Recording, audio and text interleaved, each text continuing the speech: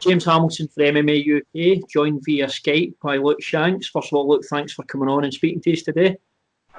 Pleasure. So, obviously, we're on to talk about your recent fight. You picked up the unanimous decision victory over Conor Hignett, and that was at Almighty Fighting Championships 12. And on top of that, it was your first fight fighting out of higher level. So, just before we get into the fight, I just want to talk to you a wee bit about obviously joining higher level.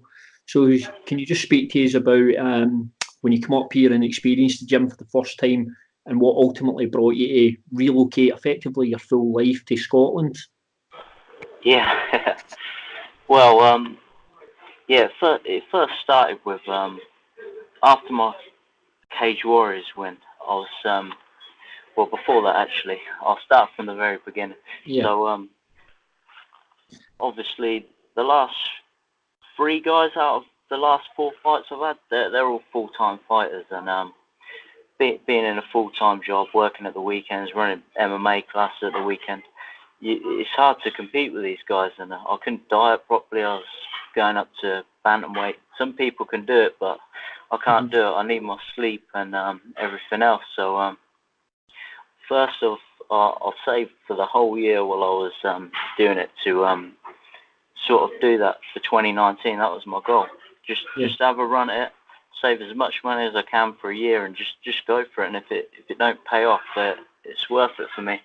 Most people would have done something smart, I guess, like put it on a mortgage, but you only get one shot, so I'm sort of going for it now. And so I was just basically after the Cage Warriors fight. In fact, I took a few brutal elbows just in guard, a few technical mistakes, and I was actually on top, and he sort of come back with those 90-12s, and 3 months that was of just like headaches, and it wasn't good. So, but in that time recovering, I took a little bit of time off work, and I was just I got into like a depressed state almost. I couldn't train, and in my area, you don't know how good you guys have got it up here, man. It's like say Edinburgh, for instance, when you finish training, there's a beach, a castle, mountains to walk up, good music, events and stuff like that. Yeah. Where I'm from, when you're off, you can go to the cinema. That's about it, and like the nightlife's not good. Just all these things I'm missing out on, really. So the change was needed for motivational purposes as well, because the gym there in Northampton is great. They've just upgraded again to a huge facility, and there's some real top prospects coming out of there. There's Danny Batten, the coach. He sort of made Linton Vassell, who's now in Florida fighting out Hard Knocks. But again, I think it's location more than anything. He's living life in Florida now. And I mean, I'm seeing him online, and he's living a good life, man. Doing well. And then there's some other great prospects there. But for me, I couldn't motivate myself in that area. So I looked around. It was few gyms I'd trained at, and then went to Thailand. Really loved it over there, but felt they were lacking a few bits for me at different gyms. I mean, it was great over there, but my girlfriend still wanted to work. She didn't want to just lay on the beach all day or whatever. She a bit crazy, really, but she wanted to have a full-time job and her own career. So it was sort of UK based, and I've got to be honest, I don't think I'd ever be happy in the UK. I wanted the sun and everything else. And I narrowed it down to a few gyms. I was going to try Wales and then Scotland, and I've been looking at high level Dinky Ninjas and all the top guys over there. And maybe if they'd have had one UFC fighter, I would have been a bit like, is it just luck? Is he just an animal compared to the rest of the guys? But then having 2 guys along with a load of pedigree strikers and just all-round MMA fighters, really. I thought it's a brilliant place to go, and I went up for a week, and I travelled around, and the area, the training, James' passion for the sport, and he's just got the recipe to get people to the top of this sport, and I'm just really happy with my life now. Like I say, I never thought I'd be happy. I'd always wanted to be going off to America or anything else, but I've just spent the weekend in Edinburgh going around and just pretty much doing what I do on a holiday at the weekend. I'm located 5 minutes away from the gym, so it's about half an hour away from Edinburgh, but my dad's just got a place there now. Yeah. Like right in the city centre, so I'm always bunking there at the weekends now. So it's good then. Obviously we can't offer you the sun in Scotland, but there's plenty of nice things to do. Yeah, to be honest, I've got that energy back anyway. Normally when there's no sun around, I'm waking up feeling a bit drained, but just because it's so good over here, and it's like one of the most beautiful, cleanest cities in the world. You can live affordably in the city or just outside it, like myself, and you can't really do that anywhere else in the world, especially if you're like me with no money. And as well, that's the thing. All the stuff I'm doing there is like cheap stuff, man. But if I wanted to go do that stuff from where I was in Northamptonshire, you've got to travel 3 hours in a car, 2 hours in a car, even 50 quid down to London and back. And being a fighter, you're never going to have the right money coming in to do all that stuff. So it's definitely something that maybe it's not, I don't want to say casual fans, but people that aren't really involved in the sport, they don't realise how difficult it is. Just because you're a professional fighter, it's not like some other sports that have been around for a long time. Financially, it is very much a big strain, and it's certainly one of the difficult aspects of the sport. Yeah, and top it off with working a full-time job, having to wake up at 6 a.m. every day, and training at night. You can't sleep. It's just, I wasn't a nice person to be around, that's for sure. So I'm a lot happier now, and it's brilliant.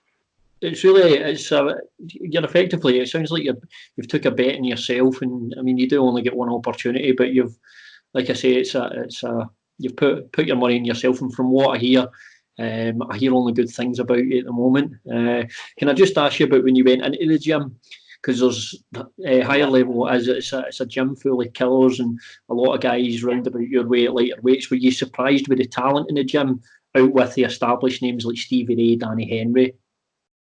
Yeah, absolutely. And then I listened to your interview with James earlier in the week, and he said about me having a grappling competition with Cammy, and that was another one. I drove up to Leeds, like a 3-hour drive up. I'm used to like smashing these competitions at black belt, getting the golds, and Cammy was there, and literally this was like a knockout thing. You couldn't even fight for a second. And anyway, I go in there, and it's like just so quick, this slick back take, and it was a full-on. Actually, there's a picture of me doing it to the last go with Cammy's technique, the body triangle with the arm, and I was just there like that, fighting with one arm. And when I got in that position, I just knew it was, well, there's no getting out of that sort of move. Hignett managed to get out of mine, but he hasn't really got a neck, so I'll have to get someone else on the next one with that one. But I wanted to ask you something about now. As I said to you just before we started, I haven't seen the fight yet because it hasn't been released. But I wanted to ask you about something that happened in the fight. Now, see if you remember this. I believe you were on top of Conor Hignett, and Conor Hignett's girlfriend was shouting in the cage that Conor was winning. Can you tell me about that? A wee bit about that? Yeah, I didn't think anyone picked that up, but yeah. Well, my girlfriend was going nuts as well. She's quite embarrassed because she was drinking, and sorry, I'll do this all the time. I'll change the subject because my mind's just flashing all over the place. No, But that's fine. yeah, can never tell a full story from start to finish. I'm just wavering around.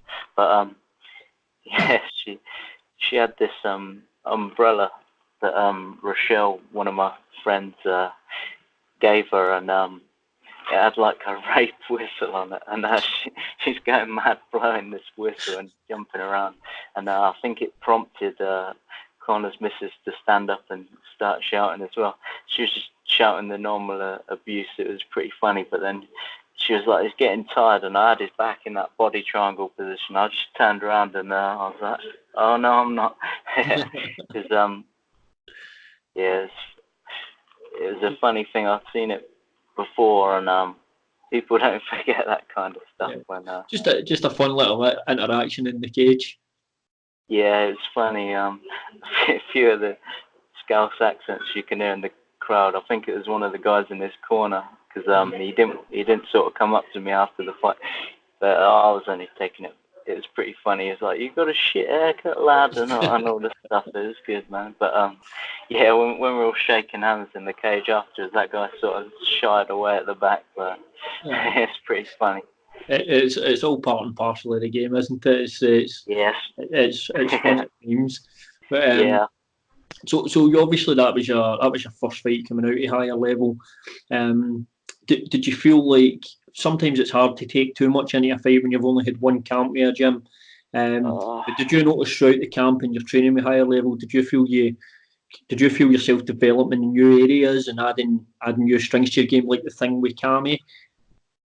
Oh yeah, definitely. And then the fact of just training full time, going at it, I honestly feel like I've had a year's improvements in 4 months, but pretty much 3 months, and most of that's a fight camp. And people say you don't learn that much in a fight camp, but I tend to disagree. That's mostly when I'm switched on in every lesson, sort of really focused. But yeah, just the way they train's different to pretty much all the other gyms in the world, basically. And it's just simple things, normal drilling, but it's how much you're drilling it.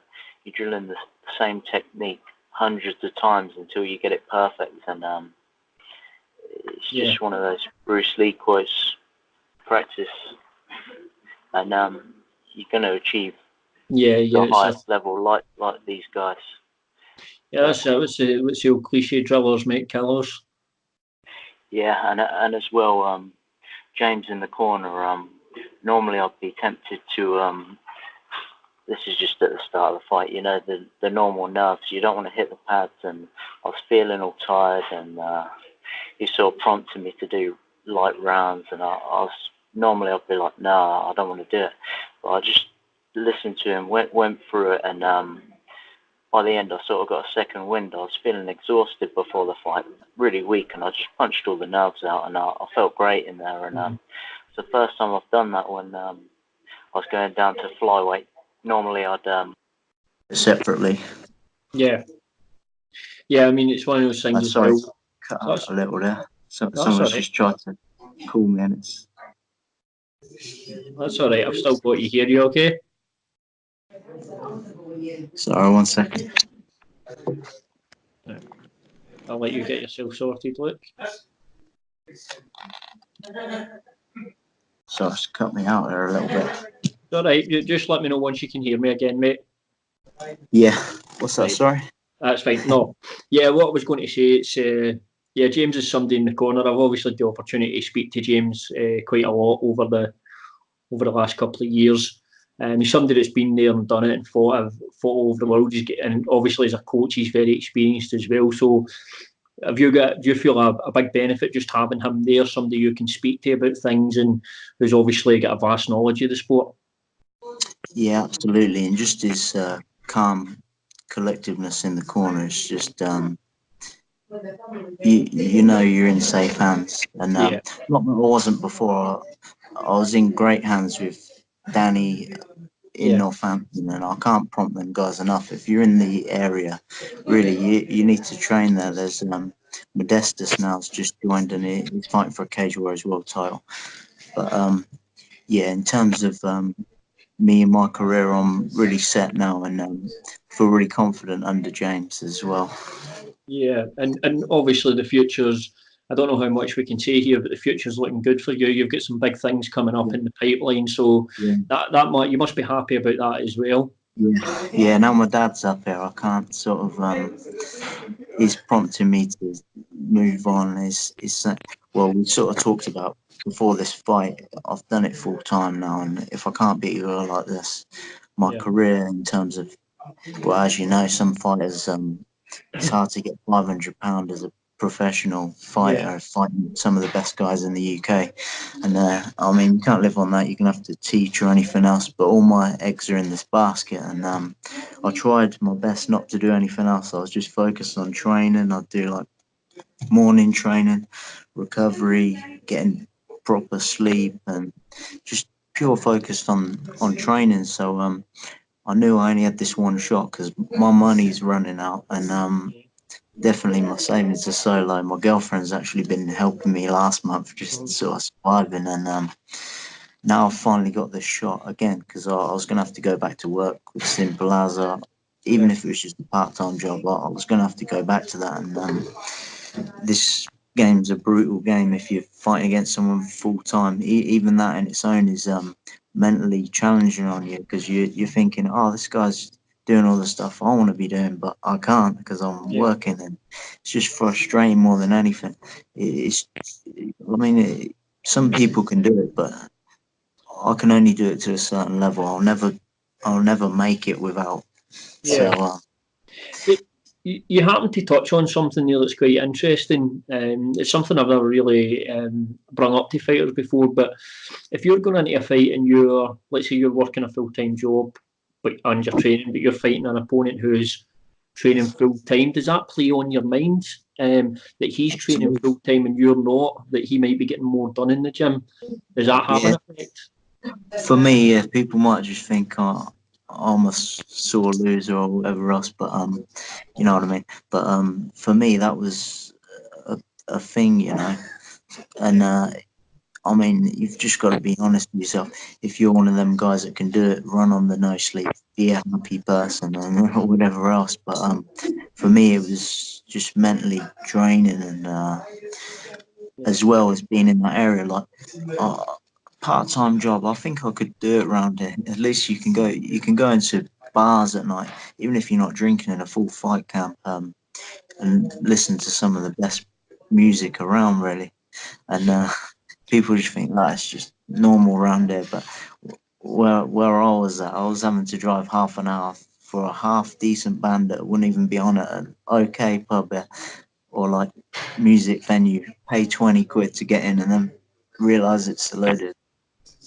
No good, and you wanted to come home. And I really like listening to live music and just going out and seeing stuff. There's just not a lot of that in my area, and So it's safe to say then now you're enjoying your life, which is meaning you're enjoying your training. So it's almost like everything's fell into place then at the moment.